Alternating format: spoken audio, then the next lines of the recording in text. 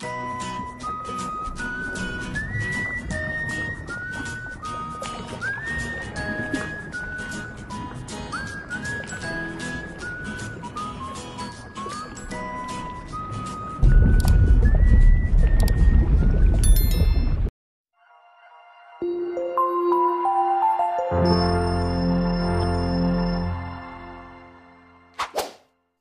menonton dan jangan lupa di-subscribe ya.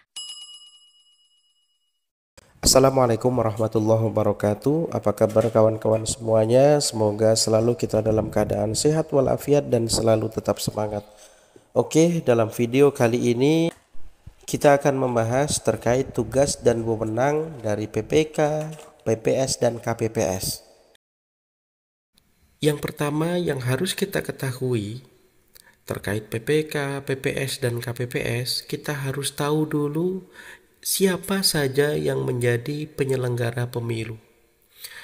Dalam garis besarnya, penyelenggara pemilu itu dibagi menjadi 3 kelompok besar, yaitu yang pertama adalah KPU.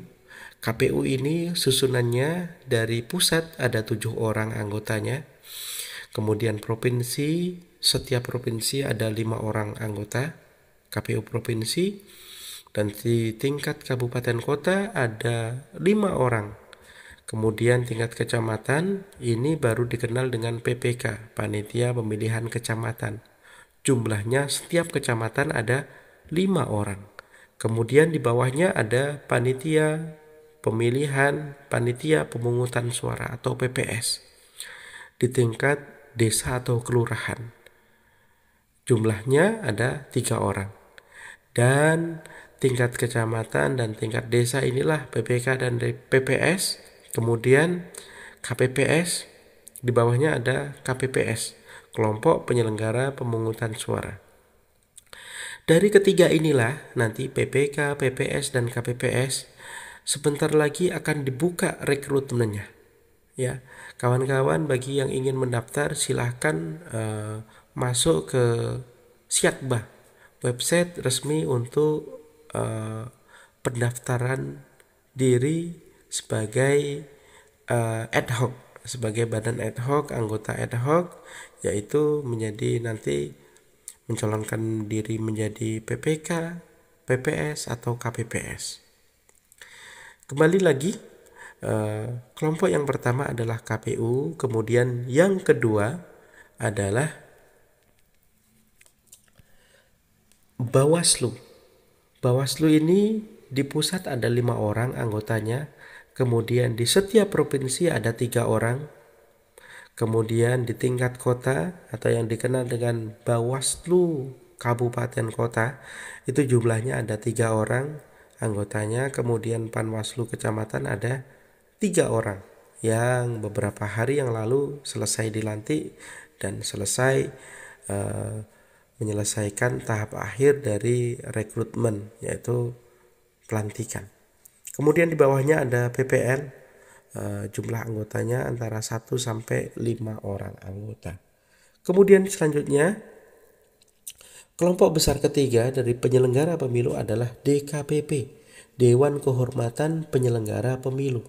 Tugas lembaga ini adalah menangani pelanggaran kode etik penyelenggara pemilu dan merupakan satu kesatuan fungsi penyelenggaraan pemilu. Ya, jikalau ada penyelenggara pemilu dari komponen Bawaslu atau KPU yang melanggar kode etik dalam penyelenggaraan pemilu, maka yang punya wewenang untuk mengadili, ya, memutuskan, memberi sanksi adalah DKPP, Dewan Kehormatan Penyelenggara Pemilu. Kemudian selanjutnya kita harus mengetahui pula asas penyelenggaraan pemilu, yaitu yang pertama adalah mandiri, jujur, adil, berkepastian hukum, tertib, kepentingan umum, keterbukaan, proporsionalitas, profesionalitas, akuntabilitas, efisiensi, dan efektivitas. Oke, selanjutnya ini sudah kami jelaskan tadi. PPK atau Panitia Pemilihan Kecamatan itu menyelenggarakan di tingkat kecamatan, berkedudukan atau berkantor di ibu kota kecamatan. PPK dibentuk oleh KPU Kabupaten Kota, diangkat dan diberhentikan oleh KPU Kabupaten Kota. Masa jabatannya kurang lebih 8 bulan. Kalaupun ada penambahan nanti harus pemilihan ulang di beberapa daerah di kecamatannya, bisa nanti ditambah menjadi 2 bulan. Kemudian anggota PPK jumlahnya 5 orang. Ketua PPK adalah dari anggota PPK itu sendiri. Kemudian dalam menjalankan tugasnya, PPK ini dibantu oleh sekretariat PPK yang dipimpin oleh seorang sekretaris. Oke, sekretariat PPK ini mempunyai tugas yaitu membantu PPK, dan masa tugas sekretariat PPK sama dengan tugas PPK. Kemudian dipimpin oleh seorang sekretaris PPK. Sekretaris PPK ini diusulkan oleh PPK melalui KPU, selanjutnya dipilih dan ditetapkan dengan keputusan bupati atau wali kota. Kalau aturan yang masih lama seperti itu. Tapi kalau yang terbaru nanti kita sambil menunggu update informasi PKBU yang terbaru yang sebentar lagi akan terbit, kawan-kawan. Kemudian personil sekretariat PPK ini dilantik dan diberhentikan oleh camat, oleh Pak Camat atas usulan dari PPK. Bahkan kerja PPK ini seperti ini, kawan-kawan ya, bisa dilihat. Kemudian divisi PPK ini ada 5 divisi ya. Karena jumlahnya 5 orang, ada dibagi ke dalam 5 divisi, yaitu divisi teknis penyelenggaraan, divisi SDM, Humas dan organisasi, divisi hukum umum dan pengawasan, perencanaan kegiatan, data dan informasi, yang keempat adalah keuangan dan logistik. Kemudian apa yang menjadi tugas, wewenang dan kewajiban dari PPK? Diikuti beberapa poin, yaitu yang pertama adalah membantu KPU, baik KPU Provinsi, KPU Kabupaten Kota dalam melaksanakan pemutakhiran data pemilih, daftar pemilih sementara, dan daftar pemilih tetap. Kemudian yang kedua adalah membantu KPU Kabupaten Kota dalam penyelenggaraan pemilu.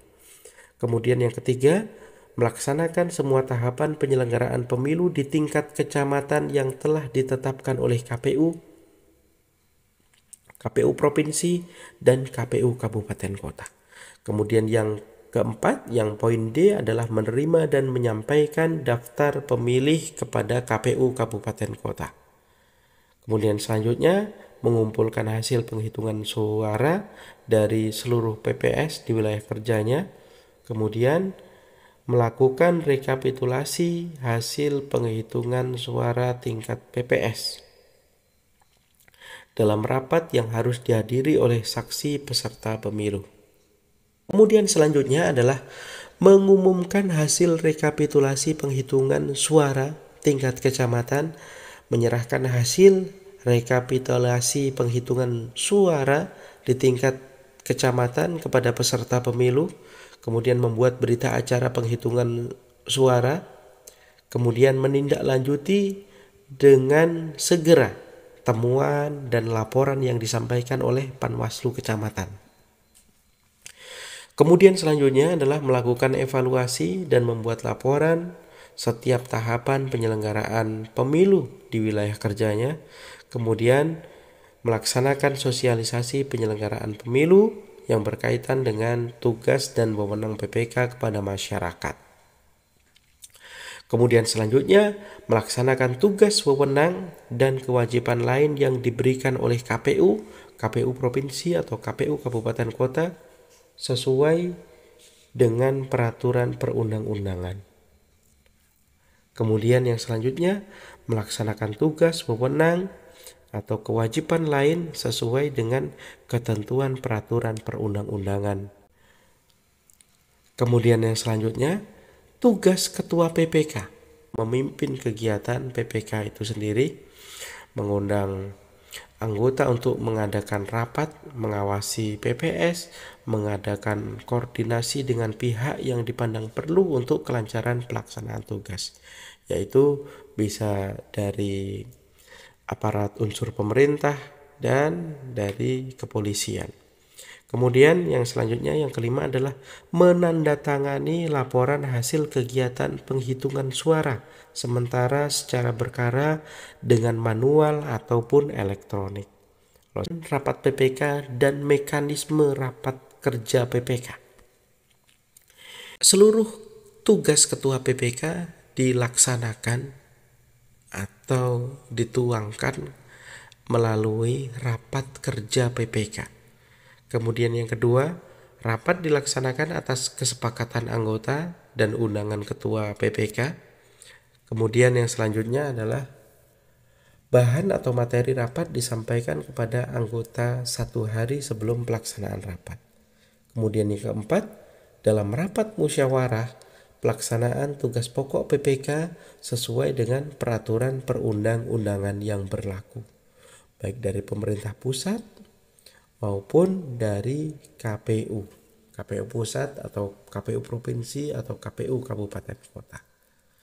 Kemudian mekanisme rapat PPK ini diselenggarakan atas kesepakatan. Kemudian yang kedua, setiap anggota wajib melaksanakan secara konsekuen ya dan tanggung jawab terhadap semua hasil rapat PPK. Setiap anggota mempunyai hak dan kesempatan yang sama untuk memberikan pendapat dan saran dalam rapat. Kemudian dalam rapat PPK ini dinyatakan sah apabila dihadiri kurang lebih dari 4 orang. Dari jumlah 5 PPK yang hadir, kalau 4 orang, berarti sudah setuju. Dianggap sah apa yang diputuskan dalam musyawarah rapat tersebut. Kemudian yang kelima adalah keputusan rapat PPK dinyatakan sah apabila disetujui oleh sekurang-kurangnya 3 orang yang hadir. Kemudian yang selanjutnya, apabila dalam rapat PPK tidak dapat diambil suatu keputusan musyawarah atau tidak dapat diambil kesepakatan bersama berdasarkan, maka keputusan diambil berdasarkan suara terbanyak.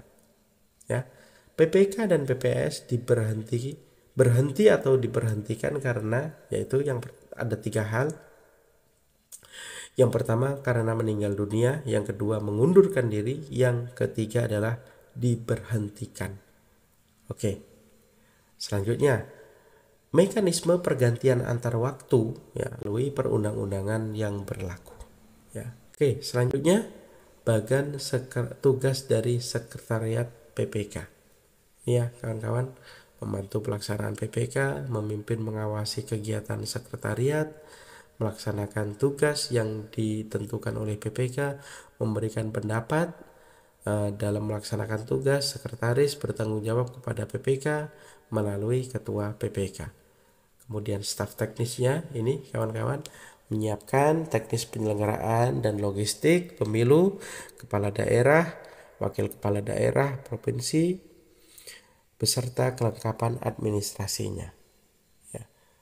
Kemudian menyiapkan teknis penyelenggaraan pemilihan umum, anggota DPR, DPD, DPRD provinsi, dan DPRD kabupaten kota. Staf tata usaha keuangan ini adalah menyiapkan segala urusan tata usaha, pembiayaan, administrasi, tanggung jawab keuangan, dan lain-lainnya terkait pembiayaan pemilu kada atau pemilihan untuk kegiatan PPK.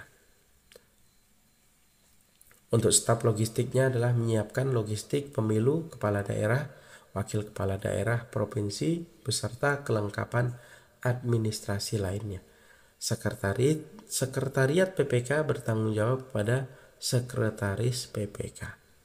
Oke, pelaporan PPK ini bagannya kawan-kawan, PPS melaporkan kepada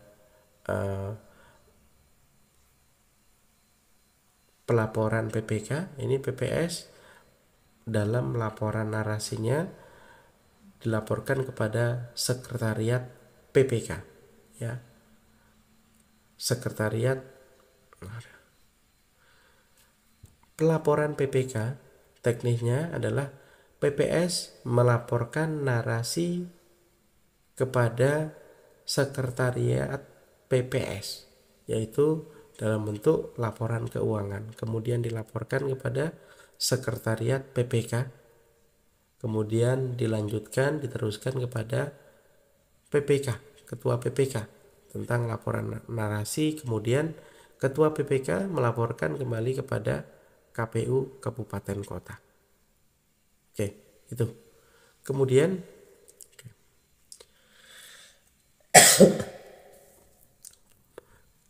selanjutnya adalah PPS, Panitia Pemungutan Suara. Siapa sih panitia pemungutan suara? Yaitu terkait PPS ini adalah merupakan penyelenggara pemilu di tingkat desa atau kelurahan. PPK berkedudukan di kantor desa atau kelurahan. PPS maksudnya. Oke. PPS atau Panitia Pemungutan Suara ini merupakan penyelenggara pemilu di tingkat desa atau kelurahan. PPS berkedudukan di kantor desa atau kelurahan. PPS dibentuk oleh KPU dan diangkat dan diberhentikan pun sama oleh KPU Kabupaten Kota. Masa jabatannya kurang lebih 8 bulan. Anggotanya hanya 3 orang. Ketua PPS dipilih dari dan oleh anggota PPS itu sendiri. Dalam menjalankan tugasnya dibantu oleh sekretariat PPS yang dipimpin oleh seorang sekretaris.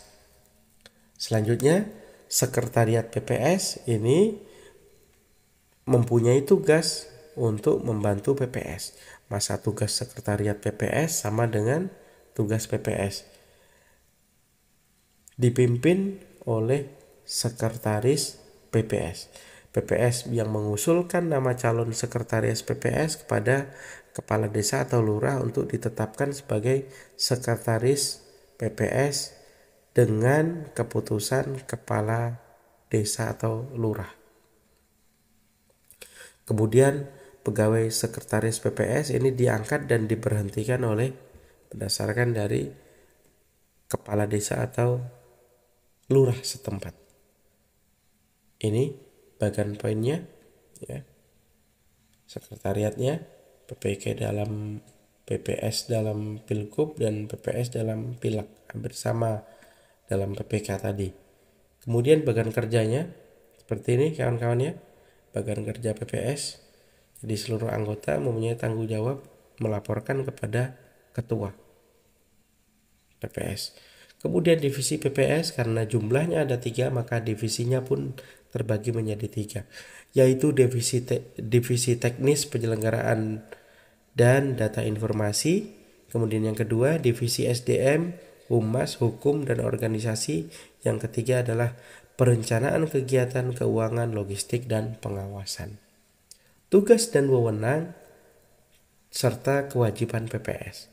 Garis besarnya terbagi menjadi 2. Yang pertama ini adalah bagian yang wajib. Apa saja tugas PPS? Yaitu yang pasti yang pertama adalah membantu KPU, baik KPU provinsi, kabupaten, kota, dan PPK ya, dalam melakukan pemutakhiran data pemilih DPS dan daftar pemilih hasil perbaikan atau DPT. Kemudian PPS mempunyai tugas membentuk KPPS. Kemudian yang selanjutnya adalah mengangkat petugas pemutakhiran data pemilih atau pantarlih ya. Kawan-kawan nanti kita akan jelaskan. Kemudian mengumumkan daftar pemilih. Kemudian menerima masukan dari masyarakat tentang daftar pemilih sementara. Kemudian selanjutnya melakukan perbaikan dan mengumumkan hasil perbaikan daftar pemilih sementara. Kemudian selanjutnya adalah menetapkan hasil perbaikan daftar pemilih sementara untuk menjadi daftar pemilih tetap. Selanjutnya mengumumkan daftar pemilih tetap sebagai yang dimaksud dalam huruf G ya, dalam melaporkan kepada KPU Kabupaten Kota. Kemudian poin yang H adalah mengumumkan daftar pemilih tetap sebagaimana yang dimaksud, kemudian melaporkannya kepada KPU Kabupaten Kota melalui PPK. Kemudian yang I menyampaikan daftar pemilih kepada PPK Kemudian melaksanakan semua tahapan penyelenggaraan pemilu di tingkat desa atau kelurahan sesuai dengan ketetapan KPU, KPU provinsi maupun KPU kabupaten kota dan termasuk PPK. Kemudian tugas dan wewenang kewajiban PPS yang kedua, yang sunnah adalah yang pertama adalah mengumpulkan hasil penghitungan suara di seluruh TPS. Poin selanjutnya adalah melakukan rekapitulasi atau penghitungan suara di tingkat setiap TPS, kemudian mengumumkan rekapitulasi hasil penghitungan suara seluruh TPS di wilayah kerjanya, kemudian membuat berita acara penghitungan suara, menjaga dan mengamankan keutuhan kotak suara, kemudian meneruskan kotak suara dari setiap PPS kepada PPK, kemudian melakukan evaluasi dan membuat laporan tahapan penyelenggaraan pemilu, kemudian melaksanakan sosialisasi penyelenggaraan pemilu, membantu PPK dalam penyelenggaraan pemilu. Kemudian yang terakhir adalah melaksanakan tugas dan wewenang kewajiban sesuai dengan peraturan perundang-undangan yang berlaku. Oke, tugas ketua PPS. Ini hampir sama dengan PPK tadi, yang pasti adalah memimpin kegiatan PPS, mengundang anggota untuk rapat, memandu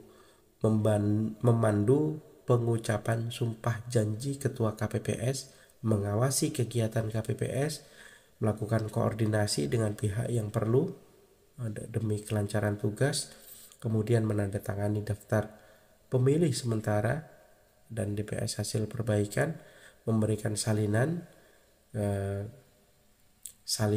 DPS hasil perbaikan kepada yang mewakili peserta pemilu di tingkat kelurahan, kemudian mengumumkan hasil penghitungan suara dari seluruh TPS di wilayah kerjanya, kemudian mengumumkan hasil penghitungan suara dari seluruh TPS di wilayah kerjanya dengan cara menempelkannya pada sarana umum di kelurahan atau desa. Kemudian selanjutnya adalah melaksanakan kegiatan lain yang dipandang perlu demi kelancaran penyelenggaraan pemilu. Kemudian yang selanjutnya adalah melaksanakan kegiatan yang dipandang perlu demi penyelenggaraan pemilihan di tingkat desa atau kelurahan. Kemudian selanjutnya, apabila ketua PPS berhalangan, maka tugasnya dapat digantikan oleh salah seorang anggota atas dasar kesepakatan bersama. Tugas anggota PPS yang pasti adalah membantu ketua dalam melaksanakan tugas yang ditentukan oleh PPS, ya, sesuai dengan juknis perundang-undangan, melaksanakan tugas sesuai dengan perundang-undangan yang berlaku, dan memberikan pendapat saran kepada ketua PPS sebagai bahan pertimbangan. Dalam melaksanakan tugas, anggota PPS bertanggung jawab kepada ketua PPS. Oke, mekanismenya seperti ini, hampir sama seperti yang tadi ya. Rapat PPS diselenggarakan atas kesepakatan bersama, bahan materi yang akan dirapatkan harus sudah disampaikan 1 hari sebelum pelaksanaan rapat. Kemudian dalam rapat dimusyawarahkan pelaksanaan tugas pokok PPS sesuai dengan peraturan perundangan yang berlaku. Mekanismenya hampir sama dengan PPK tadi ya kawan-kawan. Diselenggarakan kesepakatan bersama, setiap anggota wajib dan konsekuensi terhadap semua hasil rapat PPS, dan setiap anggota PPS mempunyai hak dan kesempatan yang sama untuk memberikan pendapat ketika rapat. Kemudian selanjutnya, rapat PPS dinyatakan sah apabila dihadiri oleh 2 orang anggota dan dibuktikan dengan daftar hadir. Keputusan rapat PPS dinyatakan sah apabila disetujui oleh minimal 2 orang anggotanya. Cukup sampai di sini dulu pengetahuan kita terkait dengan PPK dan PPS.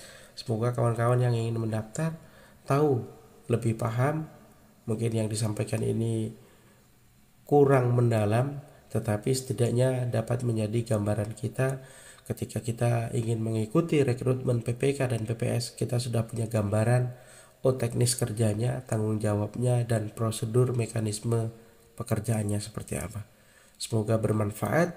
Assalamualaikum warahmatullahi wabarakatuh.